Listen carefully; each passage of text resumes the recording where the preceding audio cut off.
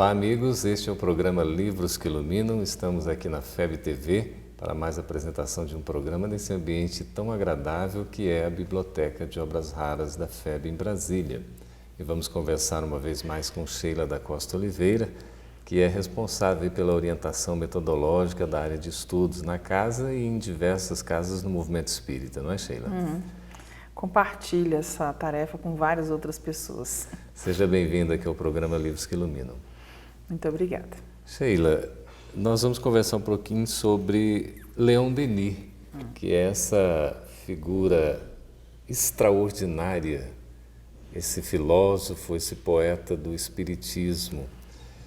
Estava lendo na biografia dele, Leon Denis, ele enfrentou muitas dificuldades desde pequeno. Eu acho que essa é uma marca dos grandes missionários, né? Para a pessoa não começar a vida se ligando ao que é desnecessário, ela já começa com dificuldade, que é para aprender que não é por ali, né? O caminho da facilidade, a porta larga, não é aquele que ela vai percorrer. Então, acho que tanto Leon Denis quanto todos os outros grandes missionários sempre enfrentaram dificuldades desde o início das suas vidas para começar a encontrar o caminho da porta estreita mesmo. Ele teve uma vida assim, numa infância muito pobre. E como toda criança pobre, ele trabalhou, né, desde cedo. Não tinha estatuto da infância e do adolescente, né, para regular tantas coisas, e as pessoas pobres tinham que sobreviver, e ele ajudou muito a família, né, nesse aspecto. Leon Denis nasce no ano de 1846, então em pleno século XIX. Foi contemporâneo de Allan Kardec. Exatamente. E os dois viveram vidas mais ou menos paralelas, né? Até que, com 18 anos, o Leon Denis entrou em contato com o Livro dos Espíritos, né? Que o Kardec publicou quando já estava com mais de 50, né? Pois é, Leon Denis não teve grandes oportunidades de estudos, né, Sheila? Assim, estudo formal, digo. Ele acabou aprendendo meio de uma forma autodidata. Exatamente, e assim como muitos outros também, porque o Chico Xavier, igualmente, né, não teve esse privilégio da formação acadêmica instituída, na escola mesmo, né? Mas quem quer aprender, raramente precisa de escola, né? Aprende apesar da falta da escola, aprende apesar dos professores e não por causa disso. Você estava falando da dificuldade até financeira, a pobreza que se enfrentou. Isso tudo seria, digamos assim, uma oportunidade de efetivamente se focar no trabalho que tinha que se desenvolver? É claro, né? Quando a pessoa vem com muita saúde, muito bonita, cheia de dinheiro, é muito fácil, né? Se perder dos objetivos principais. Então, a sabedoria divina é muito grande, já conhece as nossas reações mais ou menos padronizadas, né? Pelo tipo de evolução que nós já alcançamos, e propicia os lugares e os caminhos corretos para a gente observar outras coisas, né? Sheila, a gente não poderia entender também que esse caminho tão difícil poderia ser, digamos assim, um obstáculo para que se cumpra, né, a tarefa, a missão que tem que se desenvolver? A pessoa não poderia se desviar? Ué, poderia, mas o verdadeiro missionário tem que saber resistir, né, aos obstáculos. Então, se ele não resistia, é porque missionário não era. Então, outro vem ocupar o lugar daquela tarefa que, se é importante para a humanidade de verdade, ela vai ser executada por outra pessoa. Leon Denis era disciplinado? Há muito, né? Que é para aprender sozinho.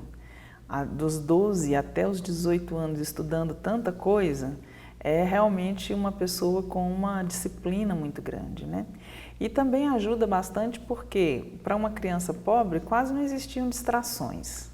Não tinha rádio, não tinha televisão, não tinha programa de auditório, essas coisas todas, né, que hoje vão atraindo muito a nossa atenção, né? Tecnologias, esporte coletivo, né? Ele devia morar numa casa pobre, num subúrbio, né, com poucas atrações para fora de si, né? Porque quando você tem muitos apelos, muitos convites, a gente acaba muitas vezes se desviando, né, da atenção principal. Então, esse ambiente de recolhimento, né, de reflexão, eu considero também essencial para a formação da personalidade de um missionário que vai resistir às tentações quando for mais velho. Mas Leon Denis também ele era muito curioso, não é? Muito. Porque também para ser autodidata e aprender sozinho, a pessoa tem que ter curiosidade, né? E é uma característica que as crianças têm naturalmente. Mas muitas vezes a educação formal acaba com essa curiosidade, porque inibe a pergunta, a experimentação que pode levar ao erro, né? A nossa sociedade está muito centrada no acerto, no ranking.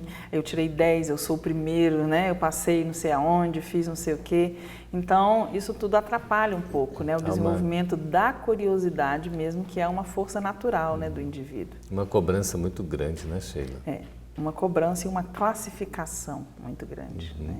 Aí a gente precisa ver que uma personalidade diferente, para fazer coisas diferentes, que a gente admira até hoje, como essa obra, né, esses livros todos, não pode ficar preso nesses padrões, né? Tem que se libertar deles de alguma forma. Leon Denis acaba aprendendo várias artes, né, como o desenho, não é isso? A contabilidade, a história. É como se fosse quase um Leonardo da Vinci na França dessa época, porque para ser filósofo, pesquisador, economista, contabilista, historiador, desenhista, era para desenvolver realmente muitas habilidades, né? E todas elas ele utilizou. Mas uma coisa que sempre me chamou a atenção na biografia dele era o contato contínuo que ele procurava com a natureza. Ah, sim. Né? E isso para mim também é fundamental, porque no meio da confusão da cidade, por menos tecnológica que ela seja, até na época dele era assim, a gente perde um pouco, né, esse fluxo das coisas naturais. E o Leon Denis viajava muito na empresa na qual ele trabalhava, mas em todos os lugares para onde ele ia, os melhores momentos eram sempre em contato com a natureza. O Leon Denis era uma espécie de representante de uma loja, né, comercial, representante comercial de uma loja de couro, né? Ele viajava então por várias cidades, até países, não é isso? Exatamente. E viajava, ele conheceu a Europa toda, né, representando essa firma na qual ele era funcionário, e ele sempre procurava os recantos naturais para meditar e sentir o lugar, né? E isso desenvolveu nele uma sensibilidade que aparece na obra inteira, como a gente falou, né, no outro programa sobre o Depois da Morte, né? Sim. Ele descrevendo a Terra, aquilo ali não é qualquer alma que sente, nem é qualquer pessoa que consegue materializar. Tem que viver aquilo, né? Exatamente. Ele aproveitava esses instantes para se isolar, né, entre aspas, assim, para ter um momento de silêncio. Foi aí que ele encontrou Deus, Sheila? Ah, eu não sei, né? Mas com certeza esse é um ótimo caminho. Vamos ver se um dia ele nos diz, né? Onde foi que ele encontrou e qual desses lugares, em qual dessas experiências, né? Com certeza esse tipo de experiência ajudava a aproximar-se de Deus, né? Isso sempre nos ajuda, né? Uma vez eu viajei para um lugar onde eu vou morar daqui a uns tempos, né? E as minhas filhas foram comigo e um dos momentos mais bonitos que a gente viveu nesse lugar, que é uma fazenda em Covila, foi deitar na grama durante a noite, sem essa iluminação artificial inteira, né? Olhar para o céu. E olhar para o céu. A minha filha pensou, eu nunca tinha visto tantas estrelas juntas ao mesmo tempo. Né? Que coisa linda. Foi muito bonito. E para completar, né, ainda veio um bando de vagalumes e pousou numa árvore seca. Nossa. Que estava perto da casa onde a gente ficava hospedado, né? Um espetáculo. A árvore ficou cintilando o tempo inteiro, né? Era como se fosse uma árvore de Natal viva. E a gente estava bem na época do Natal. Foi muito bonito. Uma energia natural. Natural. Eu acho que ele viveu muitos desses momentos, né? Junto das paisagens europeias que são tão bonitas, né? Tão reconfortantes e que naquela época não tinham sofrido ainda os grandes ataques da poluição, das megas construções, né? Estava tudo muito preservado ainda. Sheila, além dos reveses aí de natureza material na vida de Leon Denis, ele também enfrentou muitas dificuldades em termos de saúde, não foi? Foi. E essa é outra coisa também. Muita gente espera o corpo físico perfeito, né? As condições de trabalho ideais para fazer alguma coisa. A gente não precisa e não deve esperar por isso, né? A gente tem que usar a criatividade para descobrir, dentro das condições atuais, o que é possível fazer. Porque se fosse assim, O Chico não teria psicografado, porque ele também sofria dos olhos e do coração, né? O Jerônimo Mendonça não teria feito palestra, porque era tetraplégico, andava numa cama. A irmã Dulce não teria cuidado de hospital, de orfanato e de asilo de velhinhos, porque ela só tinha meio pulmão, e por aí vai, né? É muito exemplo de gente que não aguardou as condições perfeitas para fazer. É preciso que a gente construa essas condições perfeitas atuando com as imperfeitas, né? Maravilha. É verdade que Leon Denis ficou praticamente cego? Ficou. E ele sofria muito dos olhos desde criança, né? E aí é uma coisa que eu também pesquisei na vida dele, quando eu estudava a biografia dele há uns tempos. Isso provavelmente foi devido ao esforço de ler e escrever sem iluminação adequada, né? Porque na casa dele com certeza não tinha energia elétrica, né? Era vela, lampião, e as pessoas pobres às vezes não têm dinheiro para comprar o combustível, né? A minha mãe me conta que quando ela morava no interior de Goiás, lá em Palmelo, né? Ela fazia lamparina de querosene.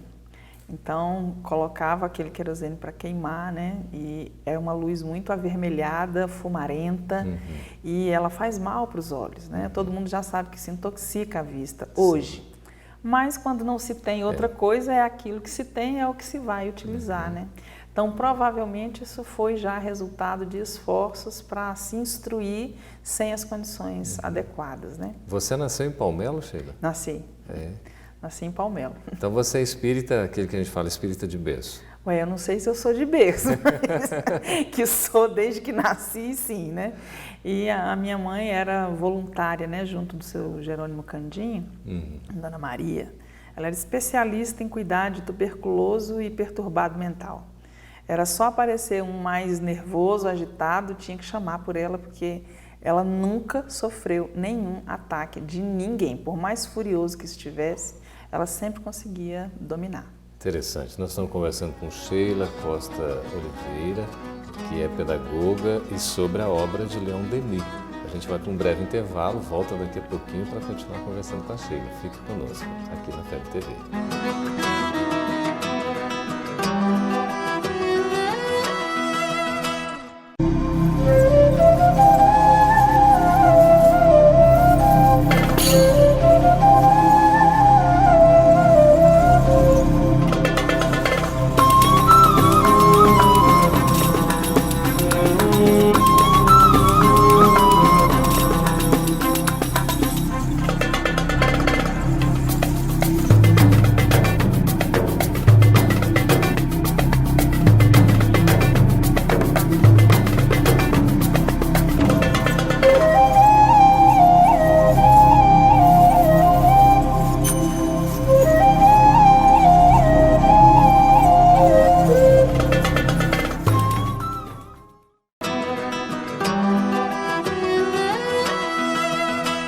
Estamos de volta com uma conversa bastante agradável com Sheila da Costa Oliveira, que é pedagoga. Sheila, a gente está conversando sobre Leon Denis, sobre a sua vida e as suas obras. Leon Denis ficou praticamente cego e ele aprendeu Braille, é isso? Exatamente, mas no final da vida, né? Porque ele esforçou muito a visão durante os anos iniciais, e as condições de iluminação na época com certeza favoreciam todo esse tipo de problema, especialmente para quem era pobre e não tinha dinheiro para comprar a iluminação adequada, né, para dentro de casa. Mas ele aprendeu Braille e nisso daí eu tenho um pontinho de contato com ele, né?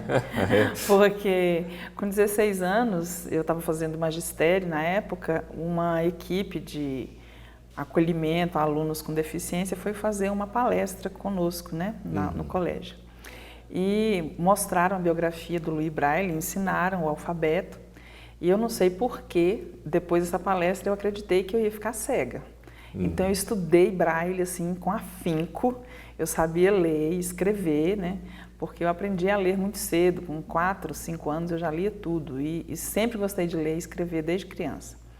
E quando eu pensava que eu ia ficar cega e eu não ia conseguir nem ler nem escrever, eu entrava em desespero, né? Então eu aprendi totalmente essa linguagem para me preparar para os anos que não chegaram até agora, graças a Deus, né? Essa aprovação ainda não entrou na minha existência, mas acho que se eu recomeçar os estudos, eu relembro fácil. É bem interessante isso, a experiência própria, né? E Leon Denis aprende Braille e continua o trabalho sem solução de continuidade, sem parar. Exatamente. Ele ficou um pouco mais lento, né? Mas a rapidez não é parte da filosofia, né? A filosofia sempre tem que ter instantes de pausa, né, para construir o pensamento, a argumentação, ver o caminho da ideia, né? É uma coisa que hoje em dia a gente não observa, né? Por isso é que filósofo está mais ou menos em extinção, porque a pressa do mundo moderno toma conta, né? Essa vertigem de velocidade é muito grande e ela é muito prejudicial. Sheila, Leon Denis teve contato com o Livro dos Espíritos. Como ele era muito curioso, ele via, né, as expositoras nas livrarias, via assim, né, os livros ali expostos e de repente ele se deparou com o Livro dos Espíritos. Chamou a atenção, ele adquiriu aquele livro, leu e ele tem um depoimento sobre isso, né? Parece que aquilo descortinou para ele um mundo novo, mas ao mesmo tempo ele já, né, solidificou uma certeza, uma coisa curiosa, né? Ele declara, inclusive, que aquela leitura trouxe legitimidade para tudo que ele pensava, mas não tinha encontrado escrito em nenhum lugar, né?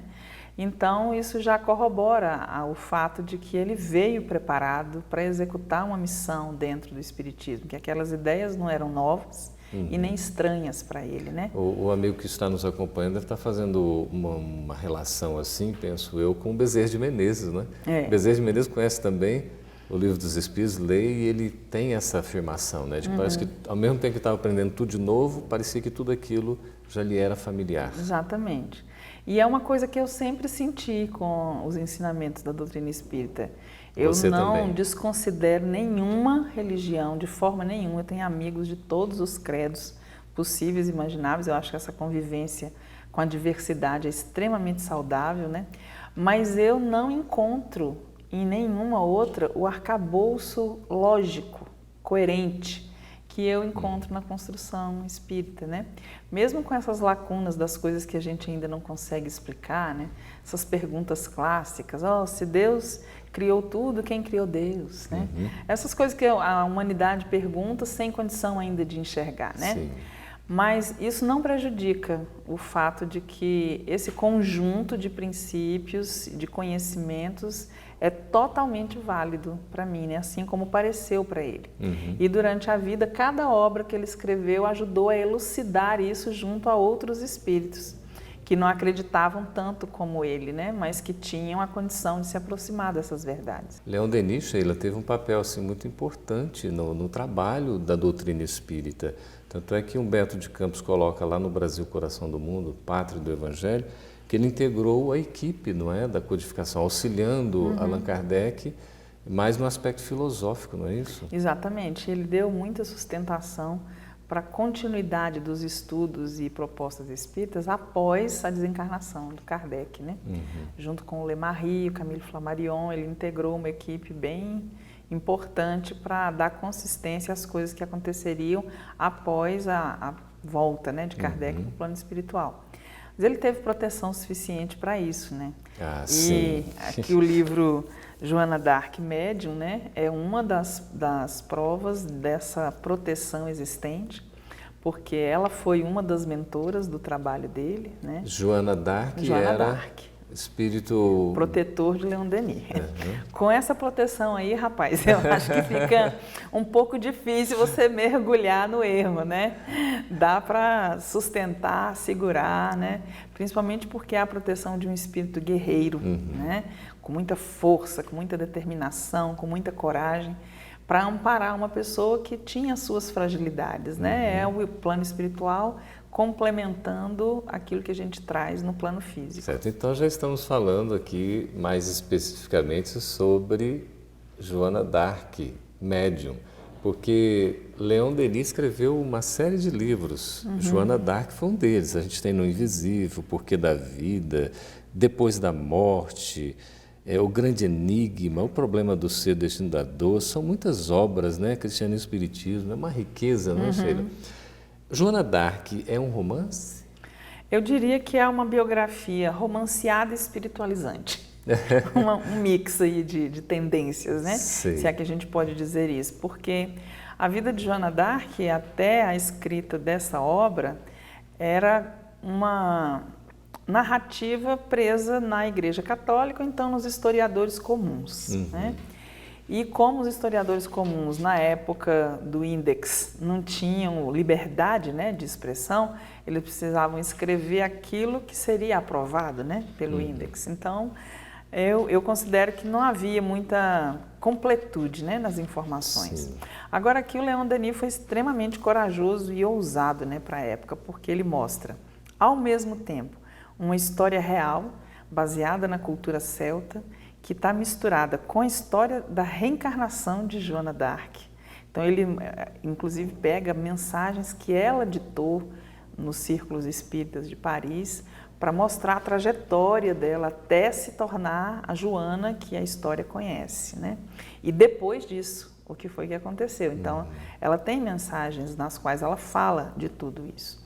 Então ele pega a história canônica, a história religiosa, mais a história espírita do fato que a vida dela significa, combina as três coisas e dá essa obra surpreendente, porque aí ele não é o retratista de uma pessoa que era uma revolucionária, uma guerreira ou uma mulher psicótica, quando já foi mostrado em filmes, né? Filmes. Uma pessoa perturbada, né? Mas coloca como uma médium, uma pessoa analfabeta, assim como era também o médium americano, me fugiu o nome dele agora. Daniel Douglas, não? Não, esse era o inglês, é o dos Estados Unidos mesmo. Daqui a pouco eu me lembro. Certo. Ele também era completamente analfabeto e tinha acesso à mediunidade de uma maneira completa. Foi o que aconteceu com ela. Então ela não Andrew foi... Jackson Davis? Isso, exatamente. Então ela não era mais a pessoa estereotipada que tinha sido registrada nos autos, né, do julgamento dela pela igreja, e nem a pessoa diminuída que estava nos livros de história por falta de liberdade de publicação, né? Mas ele juntou tudo para mostrar tridimensionalmente quem é essa pessoa, né? Pois é, Joana d'Arc, ele vai tratar da personalidade de Joana d'Arc, mas ele dá o título da obra Joana d'Arc Médium. E justamente aí é que está o diferencial, porque ela não é apresentada como uma figura política, nem como uma figura misógina, né? Nem como uma maluca. É um médium, né? Assim como todos os grandes realizadores de fatos históricos importantes para o desenvolvimento da humanidade têm essa missão, eles têm esse contato, embora muitas vezes não fossem reconhecidos nominalmente dentro dessa categoria. Nesse trabalho, quem conhece um pouquinho da história de Joana d'Arc, a gente recomenda a leitura desse livro porque é uma visão, diríamos assim, né, Sheila, inovadora, porque é um trabalho que vai mostrar o lado espiritual. Joana d'Arc, ela chegou a duvidar, a ter dúvidas, porque a gente se admira da perseverança dela. Era uma menina, não era? Era. Na hora em que ela estava entregue a si mesma, como todos nós nos encontramos em muitos momentos da vida, né? Essas são as horas em que bate a dúvida, né? Em que a gente se vê, o que eu estou fazendo aqui, né? Por que a minha vida é assim? Quem sou eu, né? Por que eu me meti nessa enrascada? Ela também tinha essas dúvidas. Todos nós temos, né? Inclusive, grandes missionários da atualidade, como a Madre Teresa de Calcutá, relatam isso nos seus escritos pessoais, né? E a Madre Teresa relata, inclusive, uma coisa que surpreende muito, que é o fato de ela duvidar da existência de Deus. Uma religiosa, né, que viveu a vida inteira, mas ela não deixou que essa dúvida filosófica atrapalhasse o contato dela com o sofrimento e com o socorro, né? Que é uma coisa que muitas vezes nos atrapalha. Ela declara isso mais ao final da existência, Sheila, ou é desde sempre, por exemplo? Você saberia me dizer? Não, desde sempre, em cartas, né? Tem, inclusive, esse livro foi proibido pela igreja. Ele foi editado e publicado... Depois? Não, foi publicado na internet primeiro, e depois retiraram e sumiram, mas eu tive a facilidade de lê-lo antes que o pessoal retirasse do ar. Antes né? que entrasse no Index. E essas cartas mostram assim, o lado íntimo da missão, né? Como é que a pessoa consegue equilibrar o lado humano com esse lado tão altruísta que nos leva para tão fora, né, dessa existência comum. Eu acho que todos nós passamos por momentos assim, porque a gente tem a missão de se melhorar a si mesmo, né, antes de ficar enxergando muitos defeitos dos outros. E eles, como missionários, também passaram por isso, mas souberam se livrar, né? Não deixar que isso se transformasse numa pedra de tropeço. Impedimento, né? Nós estamos conversando com Sheila da Costa Oliveira sobre a obra de Leon Denis, agora especificamente sobre Joana d'Arc Médium. Nós vamos para um breve intervalo e voltamos daqui a pouquinho. Fique conosco.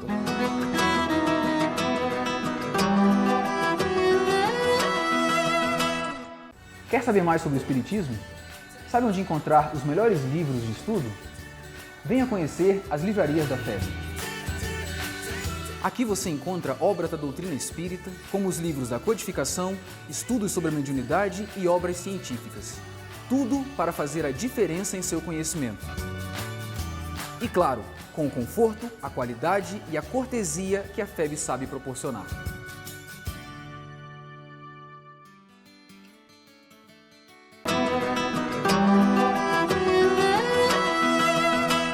Estamos de volta com o programa Livros que Iluminam aqui na FEB TV, conversando com Sheila da Costa Oliveira, que é pedagoga, orientadora e metodológica da área de estudos da doutrina espírita. Sheila, nós estamos falando sobre Joana d'Arc Médium, esta obra extraordinária de Leon Denis. Joana d'Arc também enfrentou muitos conflitos, muitas dificuldades íntimas, não é? Conforme você estava falando. Isso é muito fácil de a gente conseguir imaginar se nós pensarmos no século em que ela viveu, né? Foi o século XV, é isso? 1600 e pouco, né? Mesmo o século de existência de tantas pessoas importantes e tantos conflitos importantes também. Mas ela era mulher, camponesa e analfabeta. Vamos pensar isso no século XV, gente. O que significa em cima de uma pessoa, né? Nossa. Essa questão do gênero, essa questão da classe social e da instrução. Era para passar totalmente ignorada. Exatamente. E por que não passou? Porque estava ligada com os planos superiores e eles souberam elevar, né, essa pessoa à categoria da ação que ela construiu. Ela teve um chamado e atendeu. Exatamente, né? O chamado parte 1, 2 e 3, né? Atendido plenamente, com todos os seus riscos. Né? Foi uma missionária, Sheila? Com certeza, né? Porque, inclusive no livro A Caminho da Luz, narra-se, né, essa questão da unificação da França como parte da preparação para a chegada do Espiritismo naquele local. E Joana teve a sua colaboração. Exatamente. Então, nada na espiritualidade superior é acaso, né? O acaso não protege quando a gente está distraído, né? Vamos deixar bem claro. E é parte de um planejamento de longuíssimo prazo que nós não conseguimos abarcar. A gente sabe que tem os espíritos encarregados de tomar conta do planeta Terra. Esses espíritos planejaram tudo nos mínimos detalhes e na maioria das vezes eles ficam criando plano B, C, D e E quando a gente não consegue executar os planos A que a gente trouxe, né? Porque aquilo que é fundamental para o desenvolvimento coletivo não vai ficar preso na mão de uma pessoa. Joana d'Arc, certamente, Sheila, teve também uma equipe de espíritos que auxiliaram nessa sua missão aqui na Terra. Com certeza ela precisaria de muita ajuda, né? Porque, como nós já colocamos, né, mulher, camponesa e analfabeta era para passar completamente despercebido, mas não foi isso que aconteceu, né? Mas vamos retomar um pouquinho uma informação que eu dei na outra fala, Sim. que é do século XV, né? Ela viveu no século XV. Viveu, né? No né? século XV com todos esses estereótipos em cima dela, né? Atrapalhando a constituição de uma personalidade mais forte. Mas o século XV, como eu coloquei, não é 1600, é 1400, né? A gente tem uma flutuação aí de nomes. Ela nasce em datas. 1412, não é? 1412, né? Comecinho do século XV. Vamos ver aí como é que a gente conseguiria imaginar a vida de uma mulher nessa época, né? E essa mulher analfabeta, camponesa, saiu do lugar onde ela estava e se atreveu a ir falar com o rei. E se atreveu a ir falar com o rei dizendo que ele estava errado. E também diz que os generais estavam errados, né? Imagina. E que quem iria conseguir fazer as coisas que precisavam ser feitas para a França voltar a ser o que era, começar uma nova era ela. Gente, eu não consigo imaginar nada mais temerário do que isso, né? E que coragem, né? Com certeza inspirada pelas vozes, né? Como ela colocou. É como muitas vezes a gente observa esses programas, tem certos reality shows em que a pessoa fica com o ponto aqui no ouvido. Tem um, inclusive, dos Estados Unidos que é Repeat After Me. Então, a pessoa vai falando e o outro com quem eu estou interagindo não sabe, né, que alguém está me guiando. Sim. E são as coisas mais absurdas, né? Mas a Joana estava sem nem nada físico no ouvido, escutando as vozes diretamente na própria cabeça, né? Às vezes para ela mesma era um pouco confuso, não é? Exatamente. E tem horas em que ela narra isso, né? E está registrado nos autos. Perguntas que são feitas a ela, né? No entanto, ela tem uma determinação impressionante. Exatamente. E ela declara numa das respostas: como você sabe que é uma voz ou é você? Ela, quando escapa do que eu sei e do que eu acredito, sempre é da voz. Interessante. Então ela tinha uma ideia, né, do que ela era capaz e do que é que ultrapassava essa capacidade. Inclusive essa orientação que a gente segue, né, para perceber o que é nosso ou não, mediunicamente falando. Tem a questão do animismo, a gente se preocupa tanto, né?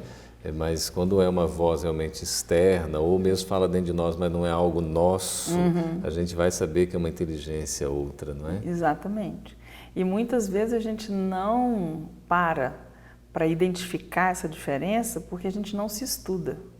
Está aqui, inclusive, né, no livro do Leon Denis, em que ele coloca o seguinte, ó, que... Cadê aqui? Na 180. O livro Aqui, Joana ó. Dark Médium. Exatamente. Aí ele diz o seguinte, ó, toda a história de cada homem se conserva gravada na sua consciência profunda. Logo que o espírito se liberta dos despojos mortais, restabelece-se o encadeamento da recordação, com intensidade tanto maior quanto mais adiantada na evolução, mais instruída, mais perfeita estiver a alma. Bastaria que nos estudássemos com atenção para reconstruirmos o nosso passado em suas linhas principais. É o autoconhecimento, né? Exatamente. Mas como a gente não investe muito nisso, né? Embora Santo Agostinho já tenha falado disso lá no Livro dos Espíritos, É né? todo método, né? A gente ainda insiste em dormir assistindo televisão, né? Perdendo Dormir sem ter feito a meditação diária, né? Como ele recomenda, que é a que vai nos ajudar a não cometer as mesmas bobagens no dia seguinte, né? A gente dorme no automático, costuma acordar no automático, então não tem como mudar a direção, né? Sheila, Joana Dark foi uma mártir. Foi condenada à pena capital, foi queimada em praça pública. Que coisa. A gente observa que os divergentes, né, as pessoas que mostram o que a gente não quer ver, recebem sempre esse tratamento. E muitas vezes a gente acompanha a multidão justamente por medo de sofrer essas consequências. Nós temos material suficiente para fazer de uma outra forma, né, como Jesus recomendou. Aliás, no último congresso espírita que teve aqui no Distrito Federal, no final de semana, eu estava conversando com Adeilson Salles, né, o autor de livros espíritas para crianças, né, e ele abordou com os jovens a questão de Jesus como o grande divergente. Interessante. E é uma coisa que realmente a gente não para pensar. E o tempo inteiro ele confirma isso, olha, ouvistes que foi dito, eu, porém, vos digo.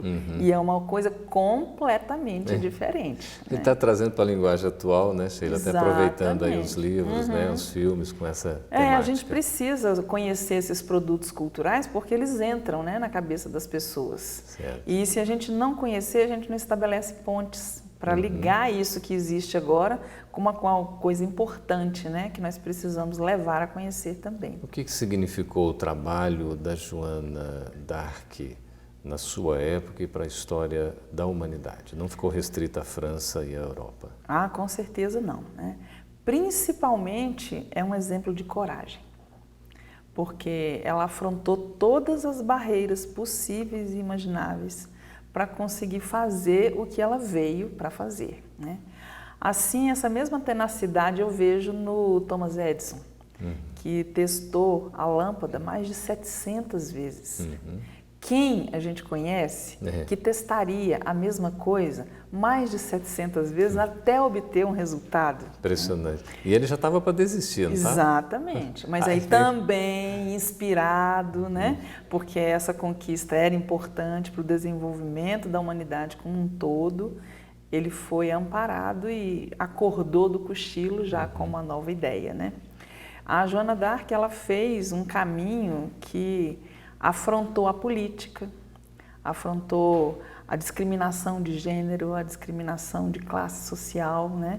Ela veio mostrar que as respostas prontas, todas, podem ser confrontadas quando necessário. E eu acho que esse tipo de exemplo, ele é importante para a humanidade inteira, para a gente não viver uma vida automática, né? Sem procurar novas respostas, sem procurar novos caminhos. Que maravilha. É um exemplo para todos nós. Ah, com certeza, né?